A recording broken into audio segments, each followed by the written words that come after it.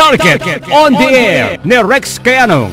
Makipagpanayam sa opisyalis ng pamahalaan at pribadong sektor.